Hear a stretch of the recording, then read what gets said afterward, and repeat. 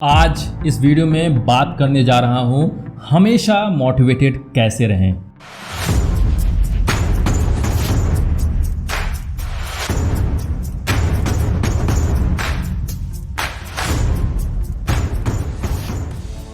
I am sure कि आपने इस वीडियो को देख लिया होगा। अगर अभी तक आपने इस वीडियो को नहीं देखा है तो आई बटन पे क्लिक करके इस वीडियो को श्योरली देखिए। इस वीडियो में मैंने बात किया हुआ है मोटिवेशन की डेफिनेशन की, और मैंने 4 डिफरेंट रीजंस भी दिए हुए हैं जिसके कारण आप ये समझ पाएंगे कि आप आखिर डीमोटिवेटेड क्यों हो जाते हैं। कमिंग टू टुडेज वीडियो, आप हमेशा ही कैसे मोटिवेटेड रहें, इसके लिए मैं आपको 4 फॉर्मूला देने जा रहा हूँ।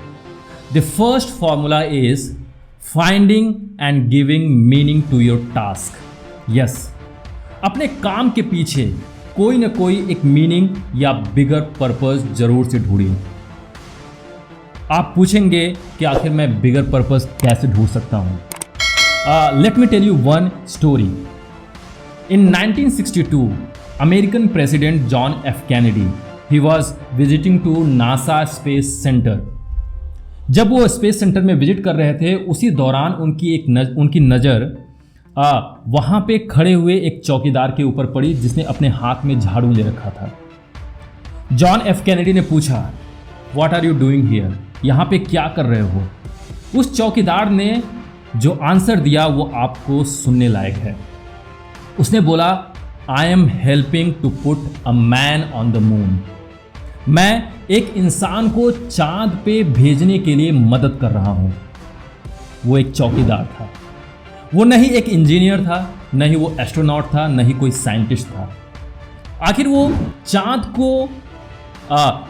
के ऊपर इंसान को भेजने में कैसे मदद कर सकता है। यस, वो कैसे मदद कर रहा है, इस बात को सोचिए। Just take a pause and give a reflection on this story, आपको समझ में आएगा। He is making everything neat and clean. वो जो गैलरी है उसको साफ रख रहा है, जो डस्टबिन है उसको साफ रख रहा है, जिससे वहाँ के जो साइंटिस्ट हैं, वहाँ के जो इंजीनियर्स हैं, वो अपने मिशन पे पूरी तरीके से फोकस होकर काम कर सकें और चांद के ऊपर इंसान को भेजा जा सके। कैन यू इमेजिन इट, किस तरीके से इस स्वीपर ने अपने काम के पीछे इतना बड़ा पर्पस ढूंढ रखा है। आप भी ऐसा ही कर सकते हैं और अभी कर सकते हैं। आप जब जॉब पे जाते हैं, किसी कंपनी में काम करते हैं, तो जब आप कंपनी में काम करने जा रहे हैं तो कंपनी का एक बिगर मोटिव होता है कस्टमर की सेटिस्फैक्शन, कस्टमर की हैप्पीनेस। कैन यू इमेजिन कि आप उस कस्टमर को सेटिस्फाई करने के लिए, उसको हैप्पी करने के लिए जो सर्विसेज के ऊपर काम कर रहे हैं, जो प्रोडक्ट के ऊपर काम कर रहे हैं, इसमें आपका कितना बड़ा योगदान है।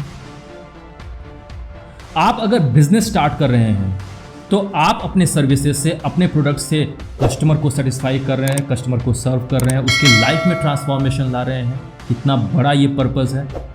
आप अगर एक स्टूडेंट हैं, आप अपनी मेहनत से पढ़ाई करते हैं, अच्छे मुकाम पे पहुंच जाते हैं, तो आपके जो पेरेंट्स हैं, जो आपके रिलेटिव्स हैं, वो आपके ऊपर फख्र करेंगे, प्राउड फील करेंगे, राइट।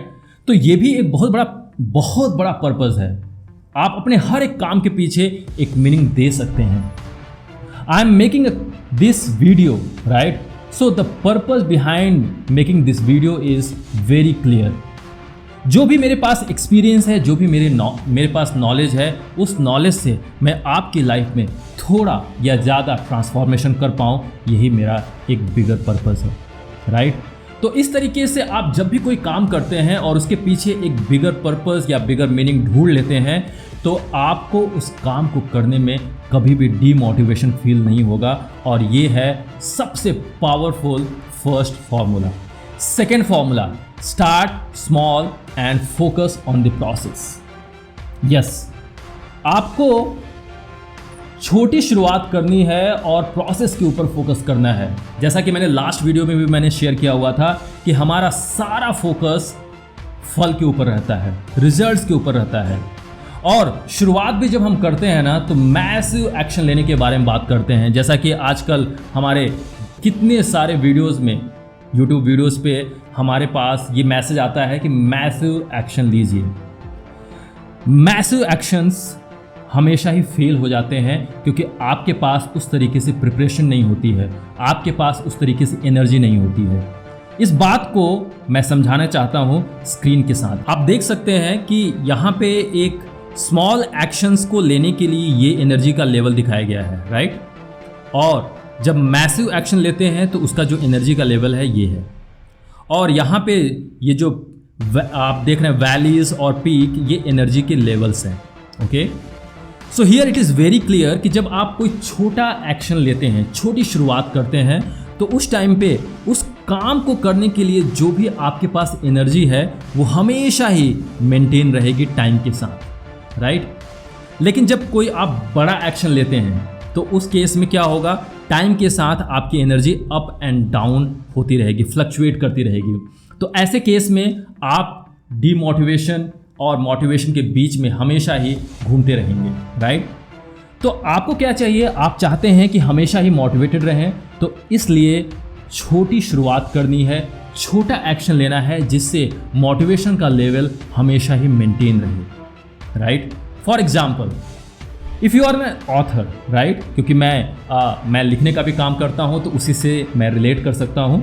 तो लेट्स से आपने डिसाइड किया कि 1000 वर्ड्स लिखना है और इससे पहले आपने अभी तक 100 वर्ड्स भी दिन में नहीं लिख पाए हैं, तो क्या ये पॉसिबल है?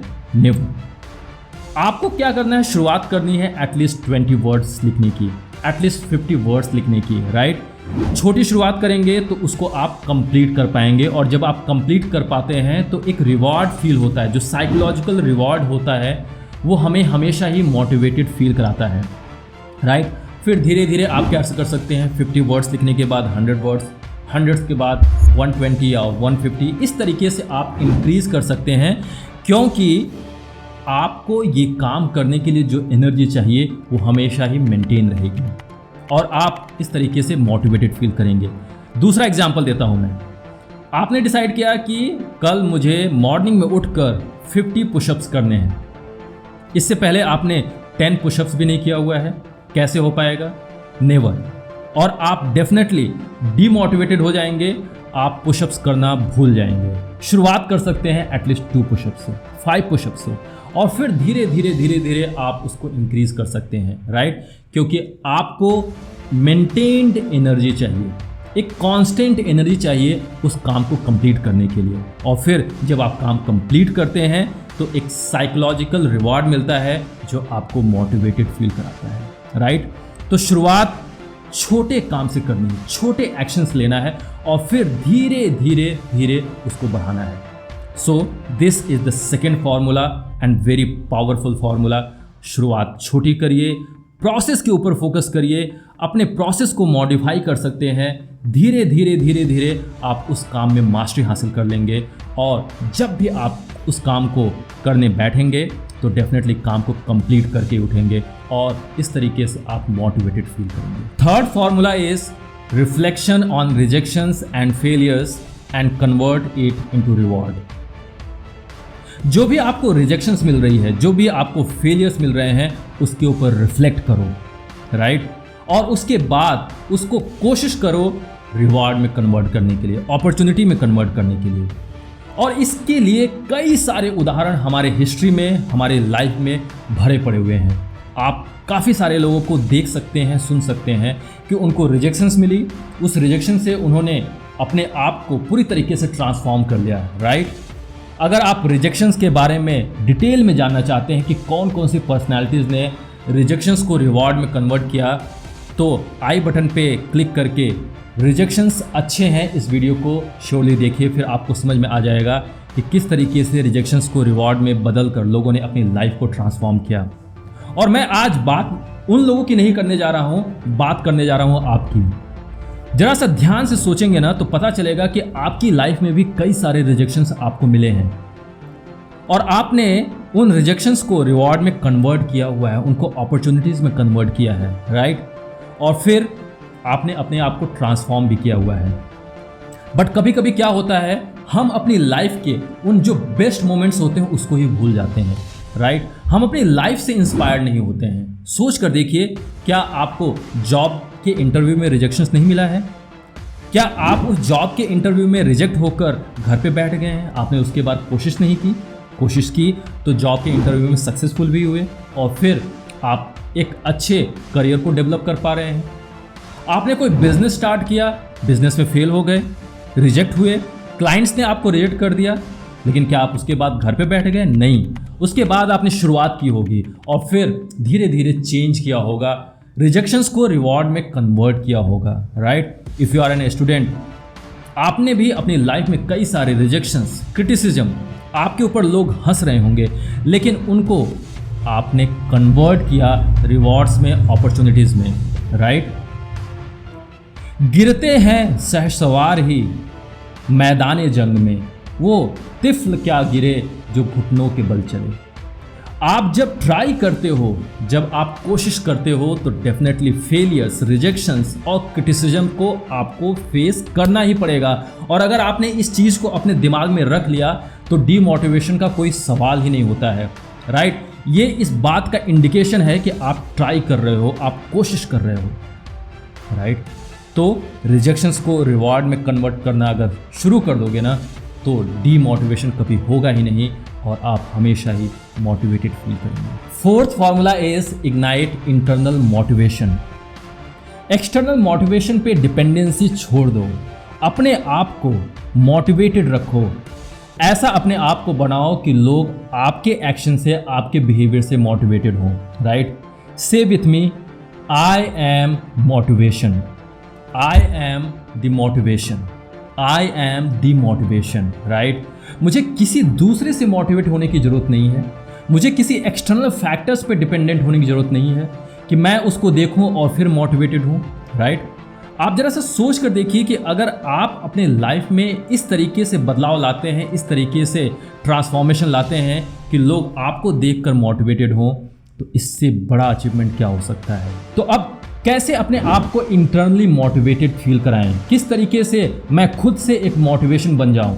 तो इसके लिए आपको सोचना पड़ेगा, आपको ऐसे एक्शंस लेने पड़ेंगे जिससे आपके पेरेंट्स आपके ऊपर प्राउड फील कर सकें। आपको ऐसे एक्शंस लेने पड़ेंगे जिससे आपके चिल्ड्रन आपके ऊपर प्राउड फील कर सकें।